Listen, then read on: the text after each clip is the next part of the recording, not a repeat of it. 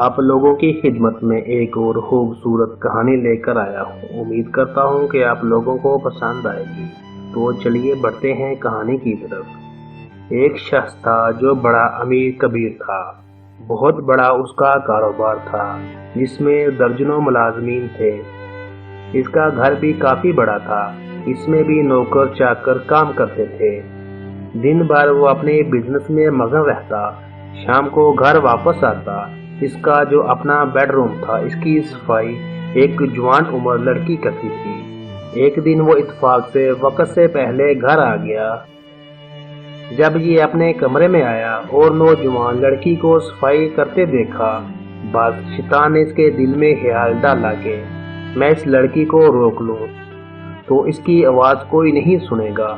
اگر یہ میری کسی سے شکایت بھی کرے گی تو کوئی اس کی بات کو نہیں مانے گا۔ میں تو پورے پولیس اسٹیشن کو خرید سکتا ہوں، ملازمین سب میری بات مانیں گے۔ لڑکی نے دیکھا کہ مالک وقت سے پہلے گھر آ گئے ہیں تو اس نے جلدی سے جانا چاہا تو مالک نے فوراً ایک زوردار آواز میں کہا، ٹھہر جاؤ۔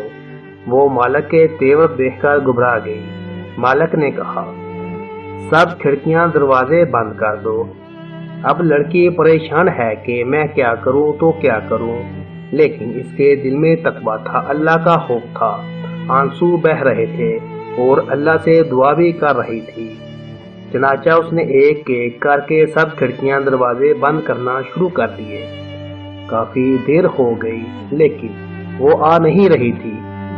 مالک نے ڈانٹ کر کہا، کتنی دیر ہو گئی، اب تک دروازے کھڑکیاں بند نہیں کی اور تو میرے پاس آئی نہیں۔ تو اس لڑکی نے روتے ہوئے کہا، مالک میں نے سب دروازے بند کر دیے، ساری کھڑکیاں بند کر دی، مگر ایک کھڑکی کو بہت دیر سے بند کرنے کی کوشش کر رہی ہوں لیکن مجھ سے بند نہیں ہو پا رہی۔ تو اس نے غصے سے کہا، وہ کون سی کھڑکی ہے جو تجھ سے بند نہیں ہو رہی؟ تو لڑکی نے کہا، میرے مالک، جس کھڑکیوں سے انسان دیکھتا ہے، جن کھڑکیوں سے مخلوق دیکھتی ہے، میں نے وہ ساری کھڑکی بند کر دی، لیکن جس کھڑکی سے رب العالمین دیکھتا ہے، اس کھڑکی کو بہت دیر سے بند کرنے کی کوشش کر رہی ہوں لیکن مجھ سے بند نہیں ہو پا رہی۔ اگر آپ سے بند ہو سکتی ہے تو آ کر بند کر دیں۔ اس شخص کے فوراً بات سمجھ میں آ گئی کہ واقعی میں اپنے گناہوں کو انسان سے چھپا سکتا ہوں لیکن رب العالمین سے نہیں چھپا سکتا۔ وہ اٹھا، جلدی سے وضو کیا، نماز پڑھی، اللہ سے معافی مانگی۔